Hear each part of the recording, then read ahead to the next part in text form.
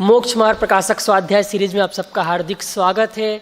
हम सब अनादिकाल से दुखी हैं और दुख का मूल कारण है मिथ्या दर्शन, मिथ्या ज्ञान और मिथ्याचारित्व। और वह मिथ्या दर्शन होता है सात तत्वों को अन्यथा मानने पर, और वो सात तत्व कोई अलग नहीं है, वो मैं ही हूँ, मैं जीव हूँ। उसके श्रद्धान में, उसके संबंध में जो गलत मान्यता है जीव अजीव के संबंध में, उसकी चर्चा हम कर रहे हैं। आज उसका हम समापन की ओर हैं, पेज नंबर 81। विगत 3-4 सत्रों में अपन ने एकत्व, ममत्व, कर्तृत्व, भोक्तृत्व जो बुद्धियां हैं उसके संदर्भ में काफ़ी विस्तार के साथ बात की है।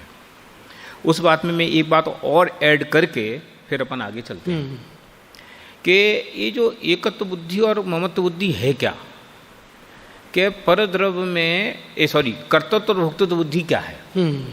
कि जब परद्रव्य में ये मैं हूँ, ये मेरे हैं, ऐसी मान्यता होती है तो फिर वेरी नेचुरल है कि मैं इनका करता हूँ और फिर मैं इनका भोगता हूँ।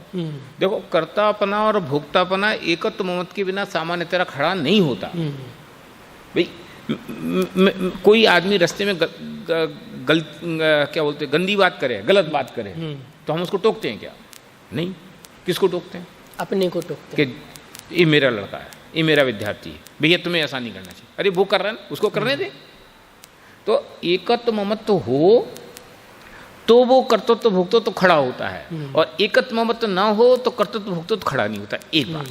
अब दूसरी और महत्वपूर्ण बात कि इस वास्तव में जो सुख दुख का इम्प्लीमेंटेशन है अथवा सुख दुख का जो रोटेशन है वो एकत्व ममत्व से पैदा होता है। ये बहुत महत्वपूर्ण बात कह रहा हूं मैं कि सुख दुख पैदा कहाँ से होता है, सुख दुख की अनुभूति पैदा कहाँ से होती है, अथवा उसका गर्भ क्या है, कि उसका गर्भ एकत्व ममत्व की अनुभूति है। अगर कोई वस्तु में एकत्व ममत्व की अनुभूति ना हो तो उसका सुख दुख होता नहीं। ये मेरा है, ये टूट जाए तो मुझे दुख है, और तुम्हारा टूट जाए तो नहीं है। तो ये सुख दुख की अनुभूति कहाँ से चली? एकत्व ममत्व। क्या ये मेरी वस्तु है, मेरी वस्तु टूट गई इसलिए मुझे नुकसान हुआ।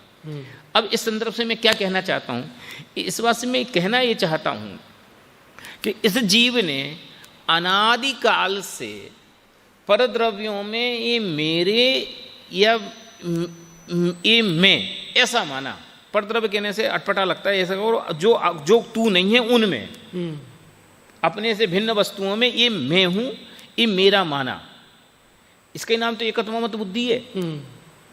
तो जो सारा झगड़ा है वो सारा झगड़ा मान्यता का है, परसेप्शन का है, कल्पना का है। मिथ्यात्व क्या है?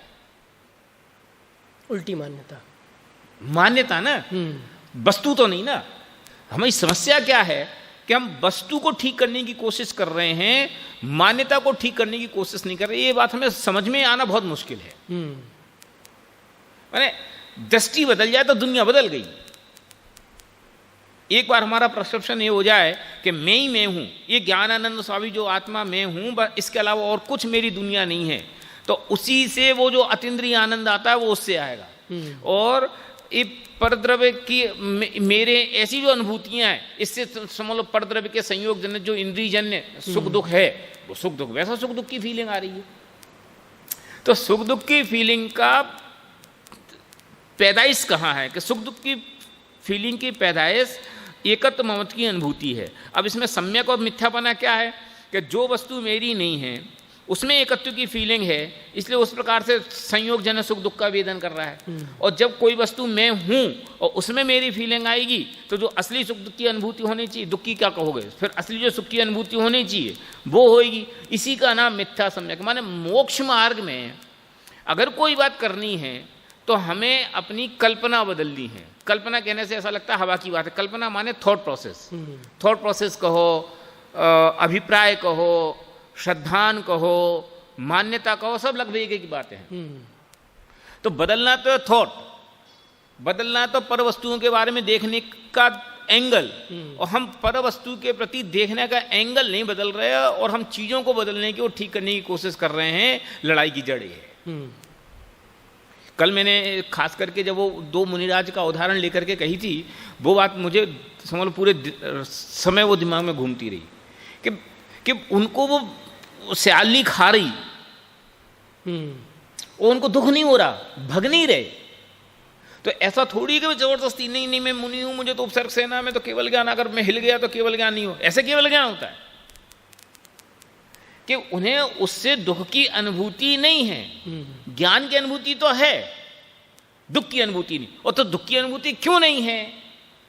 कि दुख की अनुभूति इसलिए नहीं है क्योंकि उसमें परत तो उनका बहुत गहराई के से जुड़ गया है। जैसा बगल की बिल्डिंग टूटे तो हमें रंच मात्र विकल्प नहीं आता, क्यों?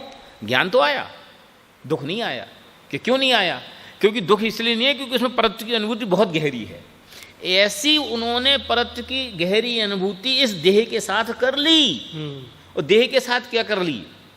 देह और उससे संबंधित सब वस्तु, और वास्तव में एक परत की अनुभूति देह के साथ कर ली कहना बहुत नेगेटिव सेंस का कथन है।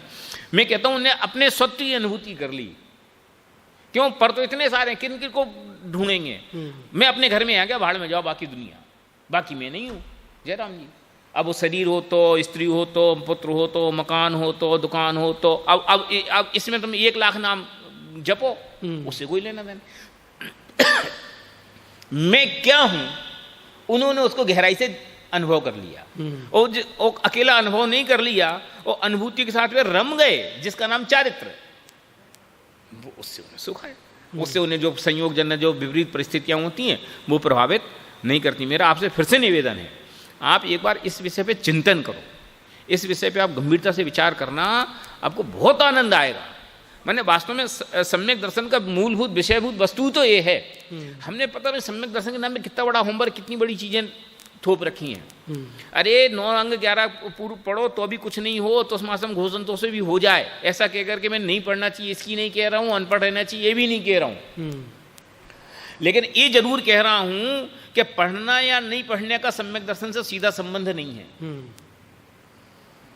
संबंध तो वो अनुभूति से है। भाई साहब, मैं यहाँ एक बात ये कहना चाहता हूँ कि आपने कहा जिसमें एकत्व ममत्व बुद्धि होती है उसमें ही कर्तृत्व बुद्धि होती है। अब जैसे पाकिस्तान के अंदर मुझे एकत्व ममत्व बुद्धि तो नहीं है, पर कर्तृत्व बुद्धि है कि उसका बुरा हो जाए, ऐसी बहुत सारी चीजें होती हैं। आप ऐसा गलत कह रहे हो। देखो ऐसा है, वो जो एकत्व ममत्व बुद्धि ना हिंदुस्तान में है ना, ये मेरा देश, और पाकिस्तान मेरा शत्रु। तो ममत्व बुद्धि का बोले ऐसी थोड़ी है कि साहब ये मेरी चीज, ये मेरी नहीं, ये दुश्मन मेरा, मेरा दुश्मन, ये भी तो ममत्व बुद्धि का ये परिचय। मेरा नहीं है, ये मेरा नहीं, मेरा दुश्मन है। पाकिस्तान का बुरा हो तो हमें मजा क्यों आता है? कि पाकिस्तान का बुरा हो तो मजा हमें इसलिए आता है क्योंकि मेरे दिमाग में ये है कि वो मेरा दुश्मन है। तो वो महत्व की अनुभूति नहीं है तो काई की अनुभूति है? 100% ममत्व की अनुभूति है। तो मैं तो ये मान रहा हूं कि वो मेरा है नहीं। हाँ, मेरा नहीं है माने मेरा मित्र नहीं है, मेरा शत्रु है, ऐसी अनुभूति है। तो ममत्व का 2 प्रकार से कथन हो गया फिर, एक तो ममत्व मित्र रूप से, एक शत्रु रूप से। ऐसा कहो, हमें उसमें कोई एतराज नहीं। ठीक है, चलो अब मैं समझता हूं कि मैंने कर्तव्य ममत्व के संदर्भ में काफी विस्तार के साथ अपनी बातें कह ली हैं। अब अपन आगे चलते हैं। Page number 81। अधिक क्या कहें, जिस प्रकार से अपने को और शरीर को एक ही मानता है। अब इस जिस प्रकार को आपको जितना घिसना हो ना उतना घिसो। वो यशपाल की कहानी मुझे कई बार याद आ जाती है। यशपाल माने अपने अन्ना जी नहीं, यशपाल माने हिंदी साहित्य के बहुत बड़े कवि थे, एक कथाकार हैं, उपन्यासकार हैं। उनने एक कहानी लिखी थी जिजीविषा। वो पता नहीं कौन सी कक्षा के कोर्स में थी। उसमें उन्होंने एक आदमी के जिंदा रहने की इच्छा का इतना गहरा चित्रण किया कि आप सोच नहीं सकते। माने मरने से भी बदतर हालत हो जाए तो भी वो आदमी जिंदा रहना चाहता, मरना नहीं चाहता। ये उसका नेचर है कि कुछ भी हो जाए मुझे जिंदा रहना, मुझे जिंदा रहना। ये का है, ये उसकी जिजीविषा है, समस्या है ना। ये इसलिए कि अधिक क्या कहें, जिस प्रकार से अपने को और शरीर को एक ही मानता है, माने उसके दिमाग में इसकी दूसरी रास्ते ही नहीं खुलता कि ये देह पराई हो सकती है। ये कल्पना भी उसके दिमाग में पैदा नहीं होती। देह ही है तो मैं हूं, देह नहीं है तो मैं नहीं हूँ, देह के संयोग हैं, इसके संयोगी वस्तु हैं तो मैं सुखी हूँ, देह के संयोग नहीं रहेंगे तो मैं क्या करूँगा। अरे तू ज्ञान आनंद स्वभावी आत्मा है, ये विचार ही पैदा नहीं होता। तो चीज़ दिखती नहीं है ना, जो दिखता है वो मानता है। नहीं दिखता नहीं, ऐसा मत कहो आप। मैं इस बात पे बहुत नेगेटिव हूँ। आप कहते हो दिखती नहीं, क्यों नहीं दिखती? दिखने की नज़र चाहिए। हर चीज़ को देखने का अर्थ एक ही थोड़ी होता है। मैं जो बोल रहा हूँ आपको दिखाई दे रहा है क्या? पर सुन के देख रहे हैं ना, तो फिर ये हवा है, आपको दिखाई दे रही क्या? नहीं, तो दिखाई तो नहीं दे रही, लेकिन अनुभूति तो हो रही। तो उस अनुभूति से भी आप उस हवा को देख रहे कि नहीं देख रहे? ऐसे ही आत्मा है, क्यों नहीं दिखाई देती? कौन ने कहा नहीं दिखाई देती? देखने की नज़र खोलो कि अगर देही में हूं तो ये जब काम नहीं करती है, मर जाती है, तो फिर आप अपने घर में 1 मिनट क्यों नहीं रखना चाहते? फिर बेई पुत्र, बेई स्त्री, बेई संबंधी जिसको इतनी संभाल करते थे कि लाखों रुपए खर्च करके भी इसको बचाना चाहते थे, घर में 1 मिनट रखना नहीं चाहते, अपितु ले जा करके शमशान में अपनी आंखों के सामने फूंक देते हैं। और कब तक खड़े रहते हैं? कि जब तक वो पूरी न जल जाए। क्यों? तो जब प्रकृति ने जब एक बनाया है तो एक मानते हैं, शरीर और आत्मा को दोनों बिल्कुल एक जैसे बनाया है। अलग अलग तो नहीं बनाया कि शरीर यहाँ था अलग, आत्मा अलग। अगर अलग अलग था तो अलग अलग प्रकृति को बनाना चाहिए था, बनाया एक जैसा है, फिर आप उसको उल्टा करने को कहते हो। आप क्या कि पुराना होमवर्क भूल जाते हो, इसलिए प्रश्न पैदा होते हैं। ये होमवर्क अपन दूसरे अध्याय में जब कर्म बंध का निदान किया था ना, तब अपन पढ़ आए थे कि प्रकृति ने अनादिकाल से कर्म और शरीर को और आत्मा को एक साथ बनाया है। लेकिन इसके बावजूद भी इसी प्रकृति ने इसको अलग होने की व्यवस्था भी की है। तो अनादि संबंध है, लेकिन अलग अलग है। हमने कैसे जाना? कि जब मुक्त अवस्था में वे अलग अलग हो गए तो हमने जाना कि वे अलग अलग हैं, इसलिए अलग करने की व्यवस्था भी की ना। तो अलग अलग करने की व्यवस्था क्यों की? अगर प्रकृति को एक ही रखना इष्ट था, समझे, तो फिर इसको अलग अलग रखने की क्या जरूरत थी? इसलिए बात ये माने सही तर्क नहीं है। वास्तव में ऐसा है कि अनादिकाल से अपने ही अज्ञान से ये जीव ऐसे संकट में पड़ा है, और ये अनादिकाल से आज तक ऐसा ज्ञान रख रहा है, तो निरंतर संकट में। मुझे वो कल जो मैंने कही थी ना पद्म पुराण के लक्ष्मण का पूर्व भाव का जो सीता के साथ, मुझे बहुत इंस्पायर क्या करता दिमाग, कि देखो हम वर्तमान भाव में क्या कर रहे हैं उसी के आधार से तो हम अपना व्यवहार नक्की करते हैं, पर इसके एक्शन से आगे क्या होगा इसकी हम परवाह भी नहीं करते।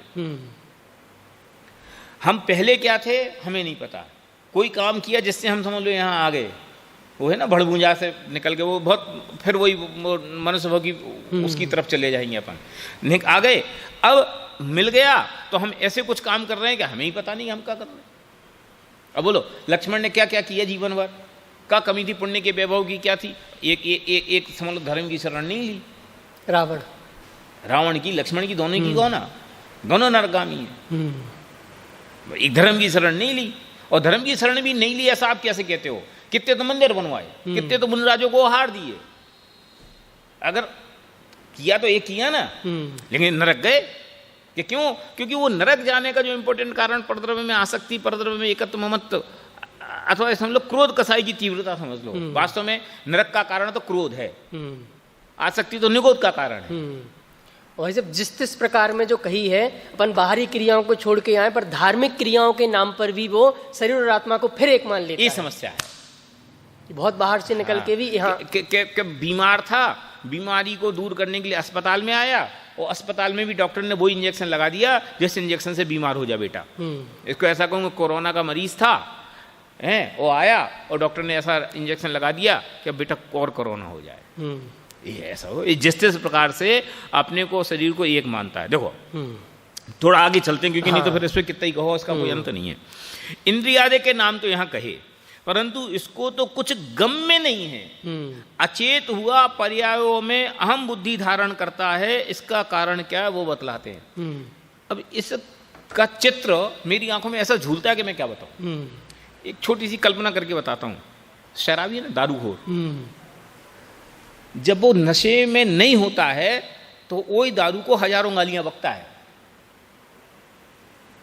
सैकड़ों कस्में खाता है, बुरी है, घर परिवार बर्बाद कर दिया, पैसा बर्बाद कर दिया, शरीर बर्बाद कर दिया, माने वो जैसी गालियां बकता है वैसी तो अपन सोच भी नहीं सकते।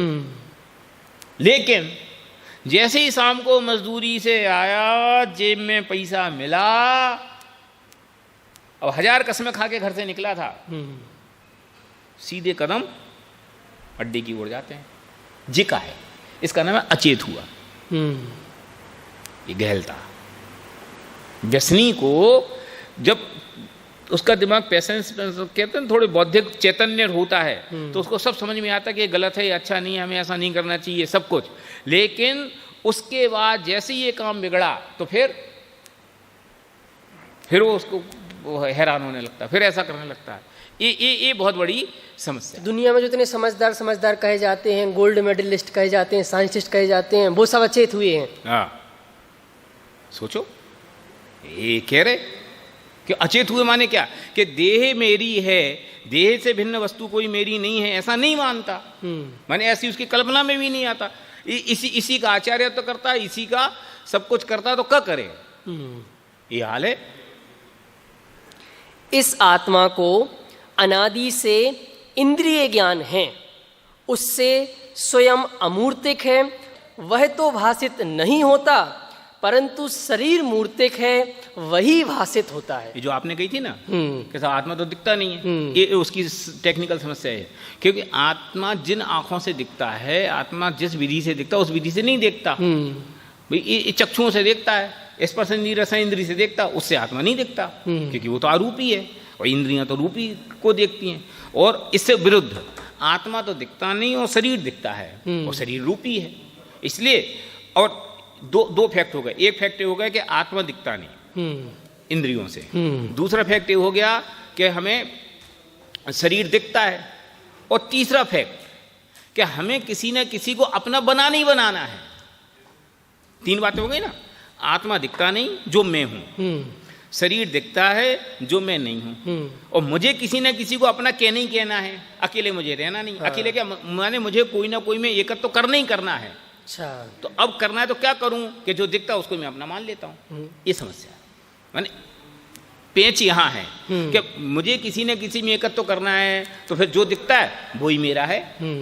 भाई मुझे किसी न किसी के साथ निभना है, तो जो मेरे को थोड़ा सॉफ्ट रहता है उसके साथ मैं निभने लगता हूँ। अब हमारा लड़का है कि पड़ोसी का लड़के से क्या मतलब है। इसको ऐसे कहो कि कोई वृद्ध व्यक्ति के पास 10 लाख रुपए हैं, और घर के बच्चे उनको निकाल देवे, और पड़ोसी का बच्चा उनकी सेवा करे, तो ये 10 लाख रुपए किसको मिलेंगे?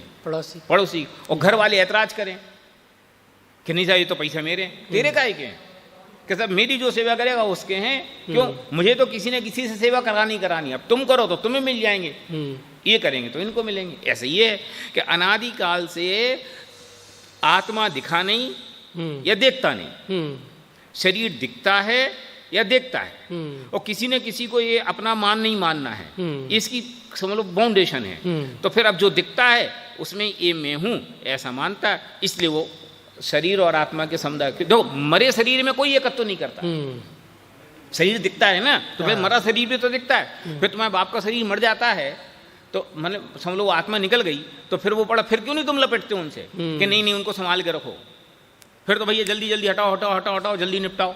फिर तो 2 घंटे भी बर्दाश्त नहीं है। मान लो ऐसा कोई समय आ जाए कि रखना पड़े, तो आपको कितने हेडेक हो जाता है कि भैया अब डेड बॉडी घर में 1 दिन रखनी पड़े, 2 दिन रखना पड़े, तो कैसा करें। तो फिर तो आत्मा और शरीर के समुदाय रूप जो समझ लो असमान जाति पर्याय है, उसको यह मैं हूं ऐसा मानता है।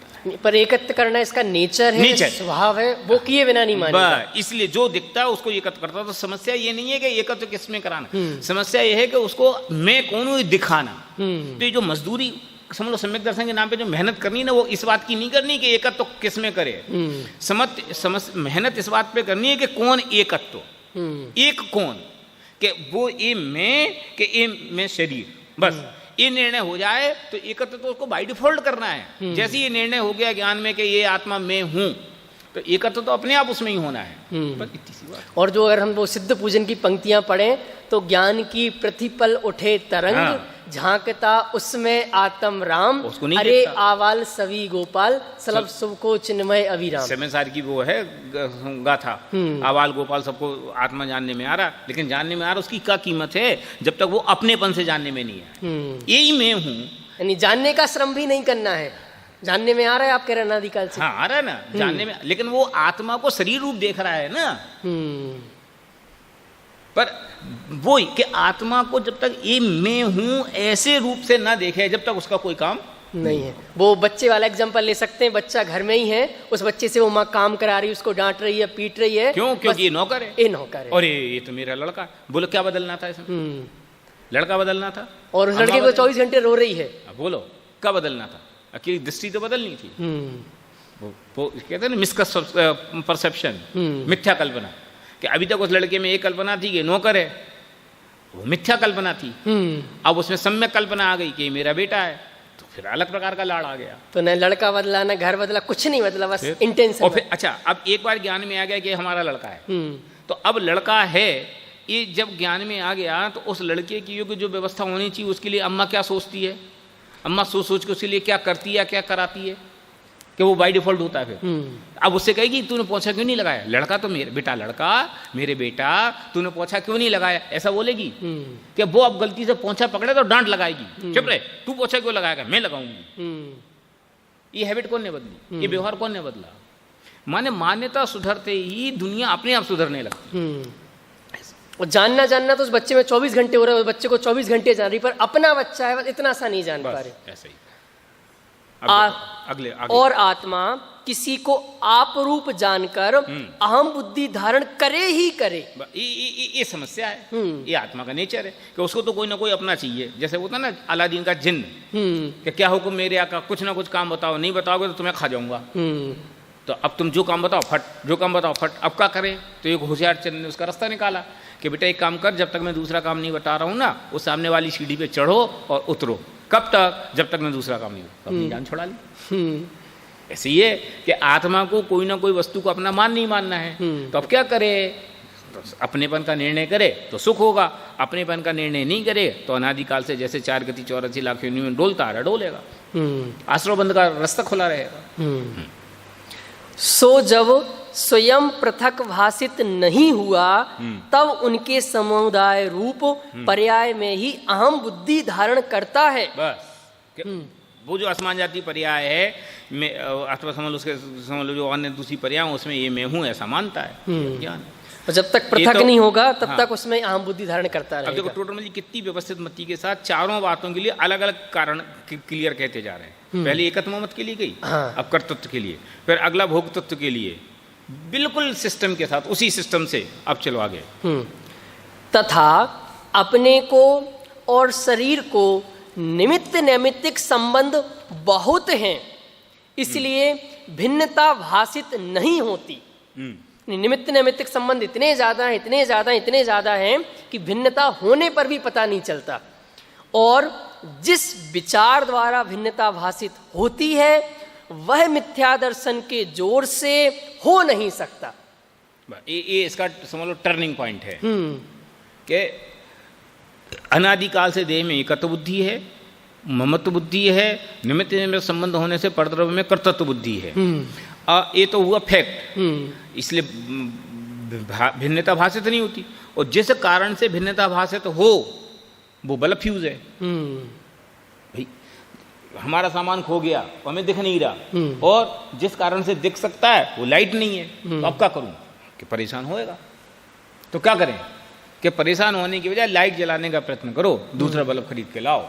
इसलिए कहते हैं सम्यक दर्शन के लिए जो प्रयत्न करना वो करना चाहिए। और उसके लिए मनुष्य गति की मुख्यता इसलिए कही, अथवा उसकी दुर्लभता में मनुष्य गति की प्रधानता इसलिए कही क्योंकि ये काम जो मिनिमम क्वालिफिकेशन है संगी पंचेंद्रीपना, वो इस गति में है। यद्यपि संगी पंचेंद्री तो 4 गति के जीव भी हैं, लेकिन यहाँ उसकी सुलभता विशेष है ना। इसलिए आपको कहा कि भैया इतना कर लिया, बाकी काम तो 4 गति में सब करते हो, इस गति में आके वो काम करो जो और कोई दूसरा नहीं कर सकता। इसलिए पर्याय में ही अहम बुद्धि पाई जाती है, तथा मिथ्या दर्शन से यह जीव कदाचित बाह्य सामग्री का संयोग होने पर भी उसे भी अपनी मानता है। ये भोक्तृत्व के एंगल से बात, ऊपर कर्तृत्व के एंगल से, कर्तृत्व बुद्धि के एंगल से। मैंने कर्तृत्व बुद्धि का कारण क्या? निमित्त नैमित्तिक संबंध घने। अब भोक्तृत्व बुद्धि के साथ प्रत्यक्ष होने पर भी उनमें ममकार करता है। स्त्री, धन, धान्य, हाथी, घोड़े, महल, किंकर आदि प्रत्यक्ष अपने से भिन्न और सदाकाल अपने अधीन नहीं ऐसे स्वयं को भासित होते हैं, तथापि उनमें ममकार करता है। अब बोलो, ये है ना कि ये सब प्रत्यक्ष अपने से भिन्न दिखते हैं। एक बात माने जिस काल में तुम उनको अपना मान रहे हो, तुम्हें तब भी ख्याल में कि मेरे नहीं है, हाँ। फिर भी आंख बंद करके जबरदस्ती मेरे हैं ऐसा मानता है, और सदाकाल नहीं रहेंगे, अधीन नहीं है अपने। ये प्रति समय ख्याल में आ रहा है, माने इसमें कोई उसको सम्यक ज्ञान नहीं चाहिए। ये तो सम्यक ज्ञान है। पुत्र मेरा नहीं, स्त्री मेरी नहीं, किसको भ्रम है? लेकिन फिर भी अनादि की कुटेव ऐसी है कि वो नहीं, ये मेरे ही है, इनके बिना मेरा काम नहीं होता। और ये जो दूसरी बात कही, मैं उन्हें अधीन मानता हूं, पर कहाँ अधीन दिखते हैं? वही आपका बेटा कुछ समय आपके अधीन रहता है और एक समय, अरे आप कुछ समय की कह रहे हो, कौन से समय अधीन था आप ये बताओ। इसको तो जब बैरागी की कई बार बात आती है तो कहते हैं जब तक अनुकूलता है, जब तक तो आपको दिखाई देते हैं, जैसे ही प्रतिकूलता आती तो सब दिखाई देते हैं। वो है ना आशाओं का हुआ खात्मा का जो नाटक अपन कई बार कार्यक्रमों के अवसर पर करते थे। आप यहाँ भी कह चुके हैं कई बार। तो वहाँ देखते हैं ना कि मेरा बेटा, मेरा ये, मेरा वे, भी ठीक है भैया, मैं बचा लूँ, हाँ बचा लो, तो भैया जहर का प्याला पी लो, आधी उम्र तुम्हारी कम हो जाएगी, आधी उम्र इसको लग जाएगी, तुम भी नहीं मरोगे, लेकिन आधी उम्र तुम्हारी इसको लग जाएगी, तो ये भी आधा जिएगा और आधा तुम्हें। सब कैसे हाथ जोड़ के क्यों?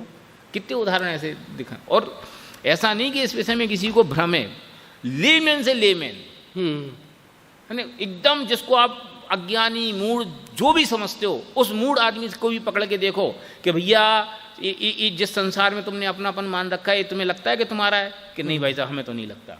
उसके पास भी यही जवाब है। तो फिर जब लगता नहीं तो मानता क्यों है? का जवाब है सेम वही दारू खो कि शराबी कभी ये नहीं समझता है कि शराब अच्छी है, लेकिन कुटेव ऐसी है कि उसके बिना रहा नहीं जाता।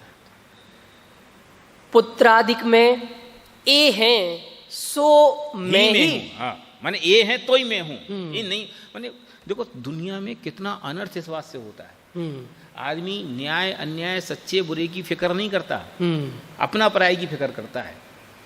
हमारा बेटा है तो राजा बेटा है, और चाहे वो नालायक हो, और दूसरे का बेटा है अच्छा भी हो तो भी नालायक बेटा है। क्यों? जो कुछ कर दिया वो सब। हाँ, ये कितना अनर्थ। तत्व ज्ञान तो ये नहीं कहता। पुत्रादिक में ए हैं सो मैं ही हूं, ऐसी भी कदाचित भ्रम बुद्धि होती है, तथा मिथ्या दर्शन से शरीरादिक का स्वरूप अन्यथा ही भाषित होता है। अन्यथा ही भाषित माने जैसा शरीर का स्वरूप है वैसा भाषित नहीं होता। कि शरीर का स्वरूप कैसा है कि कीकस वसादित मैली नवदेव है गिरकारी, शरीर का स्वरूप तो वो है असली वास्तव में, वो नहीं दिखता। कितना बढ़िया खूबसूरत है, अच्छा है, रमणीय योग्य, ये दिखता है भाई। माने अनित्य भावना में अथवा उसकी समझ लो जो संसार भावना में अथवा जो असूची भावना में जो इसकी चर्चा की जाती है, असली स्वरूप तो फैक्ट तो वो है, चश्मा तो वो है, उससे देखना चाहिए। तो वो तो नहीं देखता, और देखता क्या है कि जो है नहीं। ये तुम्हें सुंदरता दिखती कितनी देर की? वो कौन से चक्रवर्ती के लिए आए थे देव? शुभम चक्रवर्ती के लिए आए थे शायद, कि रूप बहुत बढ़िया हो, जब मालिश करा रहे, फिर राज दरबार में गए, अब वो बात नहीं बची। क्यों? हमें तो नहीं दिख रहा, उनको दिख रहा है कि कूड़ आ गया, अब वो बात नहीं बची। और तुम्हें एक सेकंड में इस देह की क्या दुर्गति होती है आप कल्पना कर सकते हैं? जिस देह के प्रति आप रमने के लिए ऐसे मरे जाते हो, जरा सा एक्सीडेंट होता तो कोई उठा के रखने के लिए तैयार नहीं होता, ऐसी घृणावन हो जाती है। कोई तेजाब अटैक हो जाए तो जिस देह के ऊपर आप अपना जीवन निछावर करने की बात करते हो, आप उसको देख के डरते हो। मैंने कितनी बात करो इन। और आगे पीछे की बात क्यों करो भाई साहब? ये फेसबुक पर एक वीडियो आया था, अगर आपने देखा हो, वो अपनी देख लो, ऐसी खोल के दिखाई तो आप अंदर देख नहीं सकते हो। एक लेयर के बाद अंदर की जो बॉडी क्या है अभी एट ए टाइम वो देख नहीं सकते हो। वो और आजकल तो एक कैमरा ऐसा भी आ गया ना कि आप अपनी फोटो खींचो, फिर आप उसको थोड़ा पीछे जाकर मैं 20 साल पहले ये फेस कैसा होता, फिर 60 साल में कैसा फेस होता, फिर 80 साल में कैसा फेस होगा, दिखता है। आपको कैसा लगता है? ये तो नहीं आता। माने लोग जो वैराग्य करने में उसको भी मजे करने में तो बनाते कि देखा मैं 80 साल में ऐसा दिखूंगा। अरे वैराग्य आना चाहिए कि ये मूर्ख काय बात पे हम लगे पड़े हैं। और अनित्य को नित्य मानता है। ये अब अनित्य वस्तुओं को नित्य मानता है, ऐसा मान के बैठा जैसे अनादिकाल से यहीं रहा हो, अनंत काल तक यहीं रहना। अरे बाबू कितने दिन का है पता नहीं, एक ठोकर लगती है और दुनिया बदल जाती है। कितनी कहानी, कितनी किस्से, कितने उदाहरण, किसको समझाने मुझे बताओ, किसको नहीं, किसको इस विषय में भ्रम है कि कोई दुनिया मेरी नहीं है। तुम जितना पैसा इकट्ठा करते हो पड़ा रहता कि नहीं? अकेला पैसा नहीं, पैसा, रुतबा, नाम, काम, दाम, क्या नहीं, तुम 100 फैक्ट्री के मालिक होगे, लेकिन जब वक्त आता है तो क्या काम आता है? एक बीमारी सब छोड़ के चल देते हो। लेकिन नहीं आती समझ, और फिर जब समझ में आती है तो वो समझ में आती है तब भी काम नहीं होता। क्यों नहीं होता? क्योंकि तब वो द्वेष मूलक समझ में आती, राग मूलक समझ में नहीं आती। अरे यार ये सब छोड़ के जाना पड़ेगा। वैराग्य मूलक समझ में आए ना तो तब भी काम हो जाए। मैं कहता हूँ चलो बीमारी हुई और बीमारी में तुम्हें पता चल गया कि देह मेरी नहीं है, पराधीन हूँ, और उससे वो वैराग्य ख्याल में आए तो भी काम हो जाए। लेकिन तब वैराग्य ख्याल में नहीं आता, तब आपको द्वेष ख्याल में आता है। बड़े दादा ने विदाई की वेला में इसको बहुत अच्छा लिया ना, भय होता है। हाँ, फिर विदाई की वेला का जो एंगल है उसको देखो आप, मजा आएगा। नहीं आता। तो अनित्य को नित्य मानता है और मानता ही नहीं, उसको नित्य करना चाहता है, भोगता है, उसको नित्य मान करके भोगता है। है ना, संयोगों को तो ऐसे भोगता है जैसे कभी खत्म जाने वाले नहीं हो। मिथ्या दर्शन से भिन्न को अभिन्न मानता है, भिन्न को अभिन्न मानता है, दुख के कारण को सुख का कारण मानता है। अकेली इस पंक्ति पे आप 4 दिन लगातार बोलो तो कम है। दुख के कारण को सुख का कारण मानता है। अब सुबह से लेके शाम तक, शाम से लेके सुबह तक, जीवन से लेके मरण तक आप जो कुछ कारण जिनको देख के रम रहे हो वे सब आपके कैसे हैं देखो, है तो दुख के कारण। वो मानता क्या है? सुख के कारण। पढ़ाई करेंगे अच्छी नौकरी लग जाएगी, काय का कारण? शादी करेंगे अच्छी पत्नी आ जाएगी, काय का कारण? अब लगाओ, बच्चे पैदा करेंगे सुख होगा, काय के कारण है? फिर रिटायरमेंट के लिए पैसा इकट्ठा करेंगे, काय के कारण? अरे बेटा तेरा पुण्य होगा तो ये सब अनुकूल होंगे, और तेरा पाप होगा तो लाख कोशिश करे तो भी अनुकूल नहीं हो सकते। इसमें काय इनका है लेना देना? ये विचार नहीं आता। दुख के कारण को मैंने एक कितनी मोटी भूल है। सब कहते हैं इसमें बहुत बारीकी, बहुत बारीकी, बहुत बारीकी। अरे बारीकी क्या है? ये हम चारों तरफ नहीं दिख रहा। मैंने अच्छा, शास्त्रों में तो दिख ही रहा है, शास्त्रों को छोड़कर व्यवहार में भी सबको दिखता है। दुनिया में किसको नहीं दिखता? वो दुकानदार दुकान पे बैठ करके जो अपना पसीना खर्च करके, समझ लो मजदूरी करके, अपना योग और उपयोग खर्च करके सबकी अनुकूलता की कोशिश करता है, उसके लिए कौन कितना अनुकूल होता है और कितनी देर?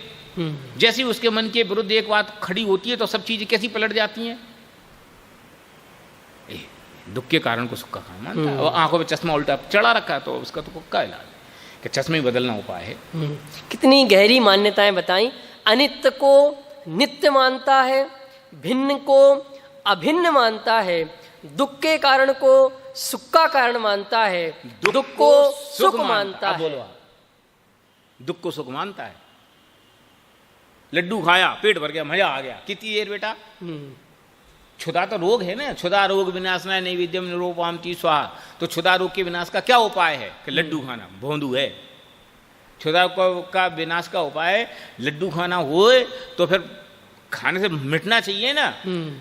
आधे घंटे बाद तो वापस जो क्षुधा पैदा होने लगती, वो तो पीक पे जाती 6 घंटे बाद, पर होने तत्काल ही पैदा लगी। आपने बाल काटा तो बाल तो उगना तो अगले समय से चालू हो जाते हैं, दिखते भले कुछ दिन बाद होंगे। ऐसी खाया, इधर खाया उधर वापस चालू, क्या लेना देना है? ऐसी सब चीजों 5 इंद्रिय के भोग पे लगाओ। दुख को सुख मानता है, बहुत पावरफुल। अब इसको ऐसा कहो जैसे होता है ना खुजली, में इसको बहुत बढ़िया उदाहरण में दिमाग में आता है, उसमें मुझे मन भी रमता है। खुजली हो रही हो और ऐसी खुजली हो कि खुजा बिना चैन न पड़े। अब जब वो आदमी खुजाता है तो उसको पूछो उसको कैसा महसूस होता है? कि उसकी वो जो खुजली है उसको ऐसा लगता है कि जैसे स्वर्ग के सुख भी इसके सामने फीके हैं, इतनी तो कीमती है। ऐसा जैसे अतीन्द्रिय आनंद आ रहा हो, और वास्तव में क्या है? दुख। भाई अभी दुख और आगामी दुख। सुख का मानता है। कुत्ता हड्डी चबाए, वो क्या है? दुख और अपना लॉस कर रहा है। बोलो तो भी नहीं साहब, तो हड्डी में से आ रहा है। अरे मूर्ख, काय में से आ रहा है? नक्की कर। अब इस पे फिर वही बात है कि उनका वो 12 भावना का प्रवचन करो तो फिर इस पे कितनी विस्तार करो आप। दुख को सुख मानता है, वास्तव में तो इसमें ऐसी बात है कि आप इन पंक्तियों को जितना पढ़ोगे और जितना आप खुद इस पे अपने उपयोग से विचार करोगे ना, आपको उतना मजा आएगा। क्योंकि हम जो विचार कर रहे हैं वो हम अपने उपयोग से कर रहे हैं, तो वो हमारे लिए मजे का कारण है। भले हमारा विचार आपके लिए मजे का कारण हो सकता है, लेकिन आपको असली मजा तो उसमें आएगा जब आप उसमें अपना थोड़ा इन्वॉल्व करेंगे। आप ऐसे 50 चीजें देखोगे तो आपको भी हाँ यार बात तो सही है। नहीं, आप जब अपनी लाइफ पे अप्लाई करेंगे एक एक वाक्य को तो आपको एंजॉय आएगा। मैंने वो चीज आपकी अपनी बनेगी तो वो सम्यक दर्शन के निमित्त बनेगी। इत्यादि विपरीत भाषित होता है। इस प्रकार जीव अजीव तत्वों का अयथार्थ ज्ञान होने पर अयथार्थ श्रद्धान होता है। चर्चा काय की कर रहे थे? श्रद्धान की। काय के द्वारा कर रहे थे? ज्ञान के। क्यों? श्रद्धान को कहा नहीं जा सकता, श्रद्धान को एक्सप्लेन करने का कोई रास्ता हमारे पास नहीं है, इसलिए श्रद्धान की चर्चा ज्ञान के मुख से की जाती है। इस प्रकार से जीव अजीव तत्व की संबंध में यथार्थ ज्ञान की चर्चा पढ़ने की आगे की ऐसे भी चर्चा हम बहुत क्लासों में कर चुके हैं। अब आप एक लाइन में या एक मिनट में जल्दी से जीव अजीव तत्व की भूल क्या है वो एक बार बताइए। जीव अजीव तत्व की मोटी भूल ये है कि जीव को जीव नहीं समझता, जीव को अजीब नहीं समझता। ये जीव अजीव तत्व संबंधी भूल है। जीव को जीव नहीं समझता, अजीब को अजीब नहीं समझता, जीव को अजीब समझता, अजीब को अजीब समझता। ये जीव अजीव तत्व संबंधी भूल है और उसमें वो 4 प्रकार की मिथ्या बुद्धियां करता है। एकत्व, ममत्व, कर्तृत्व, भोक्तृत्व। अब एकत्व, ममत्व, कर्तृत्व, भोक्तृत्व क्यों करता है? क्योंकि अनादि काल से जो चीज दिखनी चाहिए वो दिखती नहीं, जो नहीं दिखनी चाहिए वो दिखती है। आत्मा नहीं दिखती, शरीर दिखता है, और किसी न किसी विषय में उसको एकत्व करना ही करना है। इसलिए जो दिखता है उसमें ये मैं हूं ऐसा मानता। अनादि काल से पर वस्तुओं के साथ निमित्त निमित्त संबंध घने हैं, और निमित्त निमित्त संबंध घने होने से उनमें कर्ता कर्म संबंध का भ्रम पैदा करता है। इस प्रकार ये चर्चा हुई। मैं है, तू है, मैं को तू मानता है, तू को मैं मानता है, इस कारण से भूल है। वास्तव में मैं तू की लड़ाई है। मैं तू की लड़ाई जीत जाओ तो काम हो जाए। मैं है, तू है, और हमने इसको मैं तू को लड़ाई के रूप में सिद्ध कर दिया। अरे ये तत्व ज्ञान है, भेद ज्ञान है। मैं तू मैं नहीं, मैं तू नहीं। ये अध्यात्म की सर्वोत्कृष्ट चर्चा है। भेद ज्ञान ये है और क्या है? मैं हूँ, तू है, ऐसा श्रद्धान करें। ऐसी अच्छी क्लास थी। सभी को सादर जय जिनेंद्र।